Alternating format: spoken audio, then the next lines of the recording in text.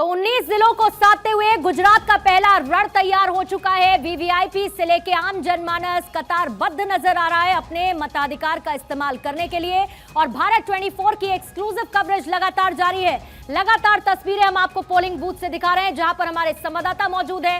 फिलहाल वीवीआईपी जब अपना वोट कास्ट करने के लिए पहुंचे, उसकी तस्वीरें इस वक्त आपके सामने हैं, जहां एक तरफ रविंद्र जडेजा भी अपने मताधिकार का इस्तेमाल करने के लिए पहुंचे। उनके साथ रिवाबा जडेजा नजर आई जामनगर, जहां से इस वक्त वो कंटेस्ट कर रही हैं और इससे पहले ही अपने मताधिकार का इस्तेमाल कर चुकी हैं। तो रविंद्र जडेजा भी पहुंचे, जो चुनाव प्रचार के दौरान भी रिवाबा के साथ नजर आए। रिवाबा अपनी जीत को लेकर आश्वस्त नजर आ रही हैं और अपनी जीत का दावा बार बार करते हुए वो नजर आई। इसके साथ अमरेली की तस्वीरें इस वक्त हम आपको दिखा रहे हैं, जहां पर बुजुर्गों में भी खासा उत्साह नजर आ रहा है अपने मताधिकार का इस्तेमाल करने के लिए। एक तरफ बुजुर्ग हैं, रेगुलर वोटर्स, दूसरी तरफ फर्स्ट टाइम वोटर्स हैं, जो डेवलपमेंट की बात करते हैं, विकास के लिए बात करते हैं, जो मुद्दों की बात करते हैं और कहते हैं कि उसी को ध्यान में रखते हुए वो अपने मताधिकार का इस्तेमाल कर रहे हैं। अमरेली की तस्वीर इस वक्त हम आपको दिखा रहे हैं, जहां पर लगातार वोटिंग परसेंटेज भी बढ़ रहा है और लोगों के पहुंचने का सिलसिला भी जारी है। वीवीआईपी की तरफ से भी वोट कास्ट किया जा रहा है। ऐसी ही तस्वीरें गुजरात से लगातार देखने को मिल रही हैं, क्योंकि 89 सीटों के लिए पहले चरण की ये वोटिंग लगातार जारी है, जिसमें 19 जिलों को कवर करते हुए आज फर्स्ट फेज में ये इलेक्शन हो रहा है। हालांकि दूसरा चरण 5 दिसंबर को होगा और 8 तारीख को ये पता चलेगा कि गुजरात की सत्ता पर कौन काबिज होने वाला है। बीजेपी जो 27 साल से गुजरात की सत्ता को संभाले हुए है, आम आदमी पार्टी की एंट्री हो चुकी है, त्रिकोणीय मुकाबला उसने बना दिया है, तो कांग्रेस भी अपनी जीत का दम भरती हुई गुजरात में नजर आ रही है और 2017 के अपने बेहतरीन प्रदर्शन को आधार बताते हुए कहती है कि कांग्रेस भी अच्छा प्रदर्शन करेगी।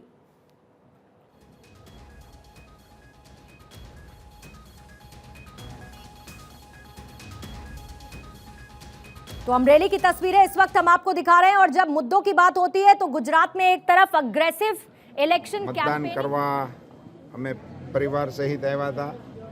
અમારા ગામમાં એક આજ વરરાજો કોણમાં જાય છે, એ પણ એના આખા પરિવાર સાથે ઢોલ નગારા સાથે મતદાન કરવા માટે આવ્યા। ખૂબ ઉત્સાહપૂર્ણ વાતાવરણમાં મતદાન શરૂ થઈ ગયું છે। અમારા વડીલો, યુવાનો, મહિલાઓ બધા ખૂબ જ ઉત્સાહપૂર્વક મતદાન કરવા આવી રહ્યા છે। લગ્નની મોસમ ચાલે છે, તો મને આજે સવારમાં ઘણા લોકો મળ્યા કે અમારે મતદાન કરીને પછી જાનમાં જવું છે। આ પ્રકારનું જે ઉત્સાહનું વાતાવરણ છે એ જોતા ભારતીય જનતા પાર્ટીની તરફેણમાં પ્રચંડ મતદાન થવાની સંભાવનાઓ છે અને અમરેલી જિલ્લામાં પૂરેપૂરું 5 સીટ ઉપર કમળ ખીલે એવી અત્યારે મને આગાહી કરવાનું મન થાય છે। ધન્યવાદ। Thank you sir. केंद्रीय मंत्री पुरुषोत्तम रूपाला को इस वक्त आप सुन रहे थे, जो कमल खिलने का जिक्र कर रहे हैं। बीजेपी के तमाम प्रत्याशियों की जीत के लिए आश्वस्त नजर आ रहे हैं और बीजेपी 150 पार का नारा दे चुकी है। हमारे तमाम रिपोर्टर्स और हमारा मेहमानों का बड़ा पैनल स्टूडियो में हमारे साथ मौजूद है, जिनका आपसे तारुफ करवा देती हूँ। कांग्रेस की तरफ से अजय उपाध्याय जी हमारे साथ स्टूडियो में मौजूद हैं। सीनियर जर्नलिस्ट पीयूष पंत इस वक्त हमारे साथ मौजूद हैं। संजय राणा जी पॉलिटिकल एनालिस्ट हमारे साथ मौजूद हैं और मेरे सहयोगी अमित मिश्रा भी इस वक्त हमारे साथ स्टूडियो में मौजूद हैं। और अमित, आप ही के साथ शुरुआत करूंगी। गुजरात का रण 27 साल बीजेपी का कब्जा, किस पार्टी की कैसी उम्मीद और आज के फर्स्ट फेज के इलेक्शन को कैसे एनालाइज करेंगे आप? देखिए, सबसे बड़ी बात जो ये है कि गुजरात में जहाँ तक हम लोगों ने कवर किया और लगातार मैंने 15 दिन के आसपास कवर किया गुजरात को। गुजरात में दक्षिणी गुजरात से लेकर उत्तर गुजरात का जो इलाका है उसमें डेवलपमेंट के मुद्दे तो हैं, लेकिन सबसे बड़ी बात जो है वहाँ पर कानून व्यवस्था की बात है। लोगों से जब हमने पूछा तो लोग इस बात को लेकर बहुत आश्वस्त थे कि जो मौजूदा सरकार है उस सरकार में कानून व्यवस्था बहुत अच्छी है और उसकी वजह से हमारा जो झुकाव है, हमारा जो प्रेफरेंस है वो उसके तरफ जाएगा। लेकिन दूसरी तरफ लोकल जो विधायक हैं, भाजपा के हैं, कांग्रेस के हैं, उनसे उनकी नाराज़गी है। नाराज़गी की वजह असीमित है, क्योंकि वो समय नहीं दे पाते हैं, जनता की बात नहीं सुन पाते हैं। लेकिन जब फिर दोबारा भारतीय जनता पार्टी की बात आती है और ख़ास तौर से प्रधानमंत्री मोदी के चेहरे की बात आती है तो फिर सारा मामला साइलेंट हो जाता है। यानी प्रधानमंत्री मोदी का जो कद है, जो उनकी मेहनत है, मैंने देखा एक एक दिन में प्रधानमंत्री 4-4 रैलियां कर रहे थे। बड़ोदरा में उनकी रैली थी, मैं कवर कर रहा था। राजकोट, ये ऐसे जगह थे जहाँ पर प्रधानमंत्री खुद लोगों से तारुफ कर रहे थे, लोगों की बात सुन रहे थे और ख़ास तौर से गुजराती में जो उनका एक अटैचमेंट है उसको लोगों के बीच रखना, ये अपने आप में पर्याप्त था कि लोग भारतीय जनता पार्टी और ख़ास तौर से प्रधानमंत्री के चेहरे पर वोट करें। उन्होंने बड़ोदरा की रैली में, पूर्णिमा में बताऊं आपको कि जब मैं वहाँ था, उन्होंने कहा कि न तो नरेंद्र के नाम पर वोट है, न भूपेंद्र के नाम पर ये वोट है, ये जनता के नाम पर वोट है और अब जनता आगे आकर इस वोट को, इस जो वोटिंग पैटर्न है उसको सबसे ज़्यादा उम्मीद के साथ अपना मोहर लगाए और भारतीय जनता पार्टी को ये उम्मीद है कि वो सबसे ज़्यादा बड़े तौर पर उभरेगी। कांग्रेस का बहुत साइलेंट प्रचार है, बहुत कम नेता वहाँ आए हैं। राहुल गांधी की एक रैली थी महुआ में, वहाँ मैं मौजूद था। वहाँ आदिवासी का क्षेत्र है, वहाँ पर राहुल गांधी की रैली थी। अशोक गहलोत जो राजस्थान के मुख्यमंत्री हैं और गुजरात की कमान कांग्रेस की तरफ से वही संभाल रहे हैं, तो उनका कैंपेन लगातार चल रहा था। मल्लिकार्जुन खड़गे आज गुजरात में हैं, वो 2 रैलियां करेंगे। इसके पहले भी उन्होंने 2 रैलियां की है, लेकिन जो बहुत हद तक असर की बात है वो असर दिखता नहीं था कांग्रेस का। वैसे जिस तरह का एक एग्रेसिव कैंपेन होता है उससे ज़्यादा एग्रेसिव कैंपेन आम आदमी पार्टी कर रही थी। मैं सूरत में था, सूरत में भगवंत मान लगातार कैंप कर रहे थे और अरविंद केजरीवाल मुख्यमंत्री दिल्ली वो भी कैंप कर रहे थे। तो कुल मिलाकर ये शहरी क्षेत्रों में मतदाताओं को अपनी ओर आकर्षित करने की पूरी कोशिश है। ओवैसी का जो मामला है, ओवैसी माइनॉरिटी के इलाके में अपनी जो तरजीह है वो ज़्यादा रख रहे हैं। खासतौर से गोधरा का इलाका है, पंचमहल का, उसमें ओवैसी अपनी उपस्थिति दर्ज कराने के लिए बहुत कोशिश कर रहे हैं। पूर्णिमा ठीक, और मेरे साथ आनंद मेरे सहयोगी जुड़ रहे हैं इस वक्त भावनगर से, मनसुख के गांव से, वो हमारे साथ में इस वक्त हैं। क्या वहां पर माहौल इस वक्त है आनंद? लोग उत्साहित हैं, घरों से बाहर निकल रहे हैं, किन मुद्दों को लेकर वो बाहर आ रहे हैं?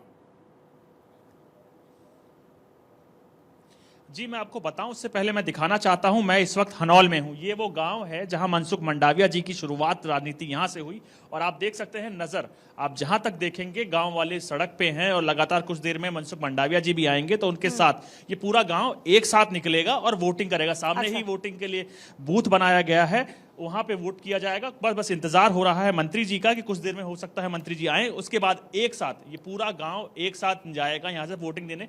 हमारे साथ मनसुख मंडाविया जी के बड़े भाई हैं। सर, क्या हाल है गुजरात में, कैसे है बीजेपी? गुजरात में बीजेपी विन है।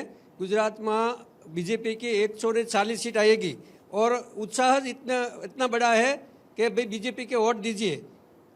ऐसे हमारे गांव में 90% वोट होगा, उसमें से 100% बीजेपी को वोट मिलेगा। ये बता, जन्मभूमि डॉक्टर साहब की जन्मभूमि है। गांव का विकास का जो उसने एजेंडा रखा है उसके लिए गांव उसका ऋण अदा नहीं कर सकते, लेकिन गांव जितना हो सकता है एक वन वे मतदान। देखिए, लगातार हम आपको तस्वीर दिखा रहे हैं लोकतंत्र के इस खूबसूरत पर्व की। हर तस्वीर आप देख रहे हैं। इससे पहले आप रविंद्र जडेजा को भी देख रहे थे, तो यहाँ पर तमाम तस्वीरें आप लगातार देख रहे हैं और बहुत सारी चीजें अब यहाँ पर हमने देखा। क्योंकि आप पूजा भावनगर का जिक्र कर रही हैं, महत्वपूर्ण हो जाता है। 7 सीटें हैं भावनगर से और वीआईपी चेहरे भी हैं। चाहे पुरुषोत्तम सोलंकी की बीजेपी की तरफ से आप बात करें तो कांग्रेस ने रेवत सिंह गोहिल को उतारा है भावनगर ग्रामीण से। भावनगर पश्चिम की अगर बात करेंगे तो बीजेपी के वीआईपी कैंडिडेट जितेंद्र बाघानी हैं। कांग्रेस की तरफ से किशोर सिंह गोहिल को भी मैदान में उतारा गया है। लेकिन अब से थोड़ी देर पहले अमित, आपकी तरफ से चर्चा की जा रही थी, क्योंकि आपने पूरा गुजरात घूमा, गुजरात के लोगों को आपने सुना है। मैं एक पीयूष सर आपसे रिएक्शन लेती हूँ, लेकिन उससे पहले एक तस्वीर भुज से आ चुकी है, वो तस्वीर आपको दिखाना चाहेंगे। यहाँ पर भी मताधिकार का इस्तेमाल करते हुए वीआईपी कैंडिडेट नजर आ रहे हैं।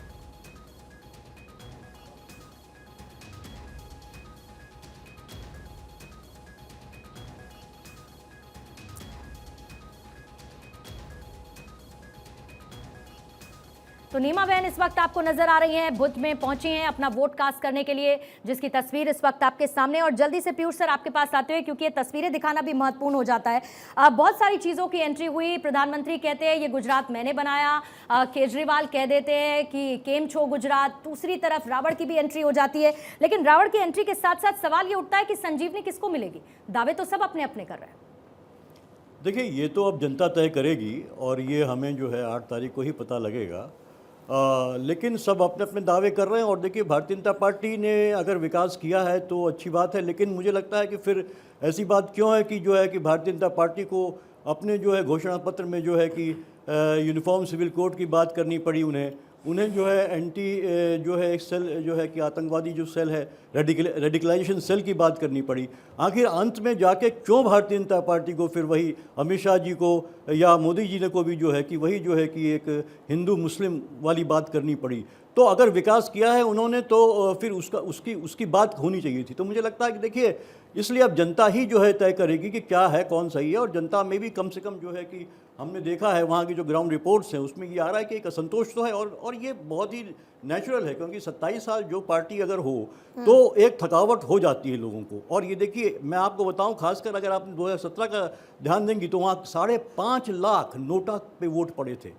तो लोगों में असंतोष है नेताओं 30 से, सीटों को प्रभावित करते हुए नेताओं से संतोष है, पार्टियों से संतोष है। और उसमें यह है कि चूंकि जितने इस बार की एक खास बात ये देखिए कि क्योंकि प्लेयर्स ज़्यादा हैं, त्रिकोणीय मुकाबले हैं ज़्यादातर जगह, तो कम से कम आधी सीटों पे जो है त्रिकोणीय मुकाबले हैं, तो उसका फ़ायदा भारतीय जनता पार्टी को मिल सकता है। तो भारतीय जनता पार्टी को दूसरों के माध्यम से जो है फ़ायदा मिल सकता है। अपने आधार पे जो है उनको, मुझे लगता है कि एक असंतोष है, एंटी इनकम्बेंसी है, जिनका उनको सामना करना पड़ेगा। लेकिन जो है उनके पक्ष में ये बात है कि आम आदमी पार्टी भी शिद्दत के साथ लड़ रही है। वहाँ ओवैसी भी जो उन पॉकेट्स में जहाँ मुस्लिम बहुल क्षेत्र हैं और जहाँ मुस्लिम कैंडिडेट कांग्रेस ने खड़े किए हैं, वहाँ पे उन्होंने भी मुस्लिम खड़े किए हैं। तो इस सब का फ़ायदा भारतीय जनता पार्टी को मिल जाएगा।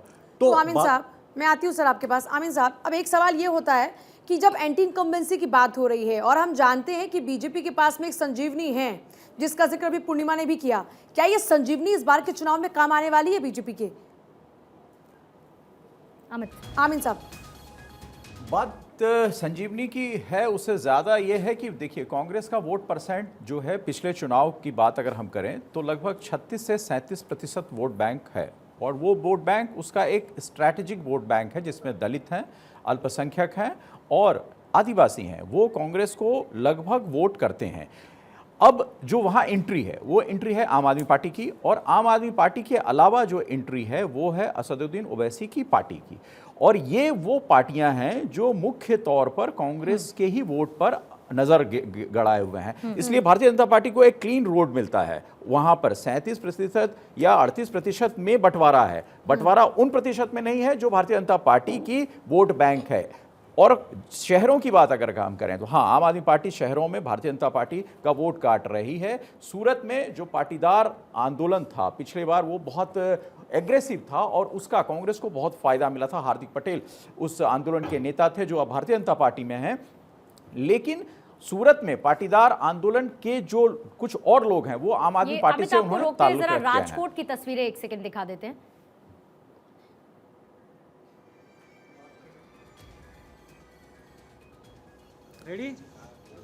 देखिए, राजकोट की ये तस्वीरें फिलहाल आप देख रहे हैं। कई भी वीआईपीज अपने अपने घरों से बाहर निकले हैं वोट कास्ट करने के लिए। और आप यहाँ पर भी देख रहे हैं, राजकोट की ये तस्वीर है। अब यहाँ पर भी आमतौर पर ये देखिए, जो बड़े लोग होते हैं वो भी जब वोट कास्ट करते हैं तो लोगों को प्रेरित करते हैं। इसी तरीके से उनका बाहर निकलना बेहद ज़रूरी भी होता है, क्योंकि जो वहाँ की और आवाम होती है उनके लिए एक बड़ा स्ट्रॉन्ग मैसेज ये होता है कि वो भी अपने घरों से बाहर निकले। तो ऐसे में हर खूबसूरत तस्वीर हम आपको दिखा रहे हैं। जो जो लोग वोट कास्ट करने के लिए पहुँच रहे हैं, वो चाहे आम हो चाहे खास हो। जब खास लोग निकलते हैं तो आम लोगों के लिए प्रेरणा होती है, और आम लोगों के तो अपने मुद्दे होते हैं जिन कारणों से वो खास तौर पर वोट कास्ट करने के लिए निकलते हैं। तो गुजरात चुनाव में कई अहम मुद्दों की बात हुई। देखिए, यूनिफॉर्म सिविल कोड का यहाँ पर जिक्र हुआ कि यूनिफॉर्म सिविल कोड का जिक्र किया जा रहा है। इसका मतलब बीजेपी को कहीं ना कहीं ये बात समझ में आई कि एंटी इनकम्बेंसी फैक्टर है।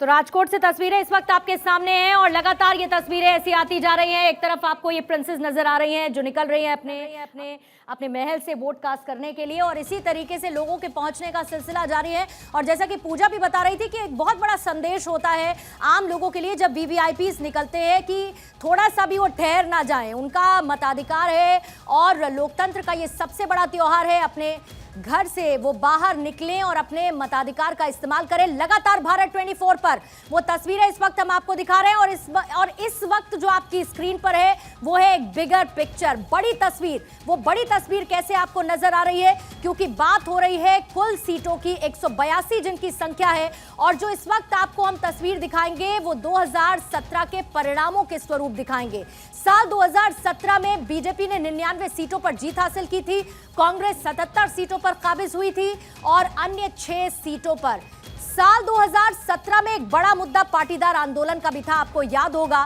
कांग्रेस की ये बढ़त, कांग्रेस उसी को अपना आधार बनाते हुए कहती है कि ये एक बहुत बड़ी वजह रही कि बीजेपी को नुकसान झेलना पड़ा।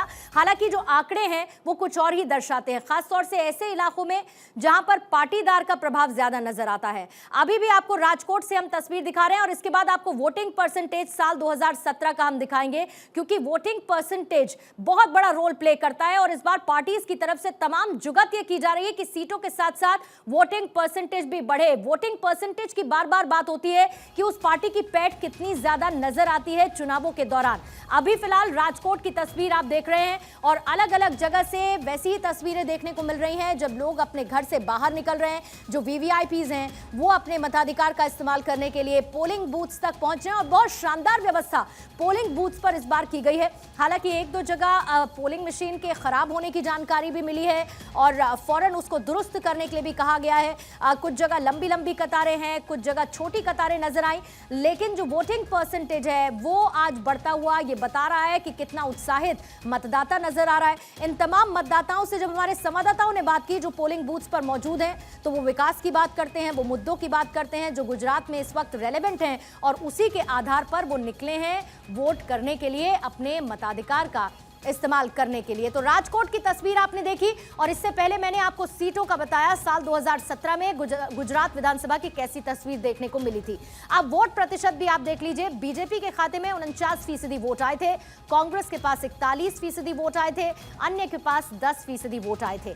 यह है गुजरात विधानसभा 2017 का हाल। इस बार मुकाबला ट्रायंगुलर है आम आदमी पार्टी की एंट्री के साथ ही। लगातार अग्रेसिव चुनावी कैंपेन बीजेपी की तरफ से किया गया। ये तो फर्स्ट फेज बात हो गई, लेकिन दूसरे फेज में भी अगर आप देखेंगे तो कल अमित शाह ने किस तरीके की कैंपेनिंग की। प्रधानमंत्री मोदी का आज 50 किलोमीटर लंबा रोड शो होने वाला है। दूसरी तरफ कांग्रेस के तमाम दिग्गज गुजरात में हैं। जाहिर बात है कि चुनावी माहौल और ज्यादा गर्माता जा रहा है। तस्वीर आपको दिखाते रहेंगे, इसके साथ पोलिंग बूथ्स पर कैसी तस्वीरें नजर आ रही हैं आप तक पहुंचाएंगे। हमारे संवाददाता ग्राउंड पर मौजूद हैं। ग्राउंड पर किस तरीके की हलचल है, जो वोटर्स हैं वो कितने उत्साहित नजर आ रहे हैं, वीवीआईपीज कैसे पहुंच रहे हैं पोलिंग बूथ तक, उसकी हर एक तस्वीर आपको भारत 24 पर इस वक्त नजर आ रही है। और मेहमानों का बड़ा पैनल भी हमारे साथ मौजूद है। अभी फिलहाल जो तस्वीरें आप देख रहे हैं रविंद्र जडेजा की, जो अपना वोट कास्ट करने के बाद जब बाहर निकले, रिवाबा जडेजा उनके साथ मौजूद थी। और इसी तरीके से वीवीआईपीज के पहुंचने का सिलसिला भी लगातार जारी है पोलिंग सेंटर्स पर, और खास तौर से आम जनमानस उनकी भी मौजूदगी बनी हुई है। भावनगर से पूजा आनंद हमारे साथ मौजूद है। बिल्कुल आनंद हमें तस्वीरें दिखा रहे हैं लगातार। जी आनंद जी, लोग आपके साथ जी। में मौजूद हैं। इससे पहले आप उनके गांव में मौजूद थे, लोगों का कहना यह था कि हम सभी साथ में निकलेंगे और वोट कास्ट करेंगे। जी मैं आपको बताऊं, आप दिखाना चाहता हूं, देखिए मनसुख मंडाविया जी आ गए हैं। सामने लोगों ने लगातार अपने कार्यकर्ताओं से बात कर रहे हैं और कुछ देर बाद ही ये पूरा गांव एक साथ होने के बाद पूरा कास्ट करने निकलेगा। आप देख सकते हैं लोगों ने उनको घेर लिया है और लोग कार्यकर्ताओं से मिल रहे हैं। दरअसल ये हनौल है, ये उनका गांव है। आज भरसक ही वो केंद्र में बड़े मंत्री हो, बड़ा पद हो, लेकिन इसी गांव से उन्होंने राजनीति की शुरुआत की थी और राजनीति का ABCD पढ़ा था। तो आज भी ये पूरा गांव उनको एक कार्यकर्ता के रूप में मिलता है, जानता है, आते हैं, बैठते हैं, बात करते हैं। तो उसके साथ अब वो आ चुके हैं और इसके बाद कुछ देर बाद ही पूरा गांव एक साथ वोट कास्ट करने जाएगा। तो सब अभी तक सब उनके सम्मान में रुके हुए थे और उम्मीद है अब आ चुके हैं। तो उसके कुछ देर बाद ही ये पूरा गांव सामने आप देखेंगे तो सामने ही वोटिंग के लिए बनाया गया है। और देख लीजिए आपके सामने विजुअल्स देखिए, बिल्कुल मनसुख मंडाविया के गांव से हमें लगातार आनंद वहां की तस्वीरें दिखा रहे हैं फिलहाल। और देखिए वहां पर मनसुख मंडाविया पहुंच चुके हैं। ये बहुत ही आनंद, अगर आपके लिए मुमकिन हो तो थोड़ा करीब पहुंचे और तस्वीरें हम तक पहुंचाएं। मुमकिन हो तो बातचीत भी कीजिएगा।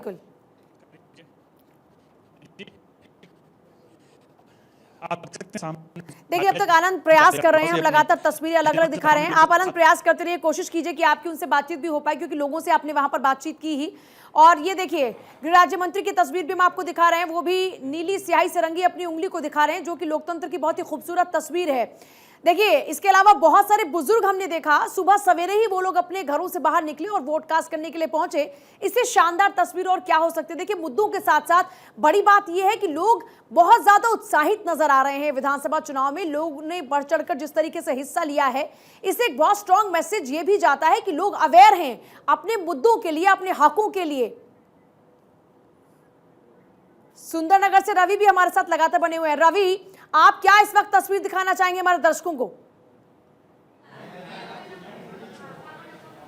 बिल्कुल, देखिए, सच्चे और अच्छे लोकतंत्र की जो तस्वीर है वो तभी सामने आ सकती है जब मतदाता जो है मतदान के लिए मतदान केंद्रों पर पहुंचे। और ये तस्वीर सुरेंद्रनगर में आज सुबह से हम लोग लगातार दिखा रहे हैं, चाहे बुजुर्ग मतदाता हो, महिला हो और जो युवा मतदाता हैं वो लगातार मतदान केंद्रों पर पहुंच। और ये देखिए, इस वक्त तस्वीरें आप मनसुख मंडाविया की देख रहे हैं और जिनके गांव में आनंद मौजूद हैं। भावनगर में वो अपना वोट कास्ट करने के लिए पहुंचे और उसके बाद किस तरीके की वहां पर भीड़ मौजूद थी, ये तस्वीरें भी आपने देखी। आनंद, ओवर टू यू। तस्वीरें इस वक्त हम देख रहे हैं, मनसुख मंडाविया मौजूद।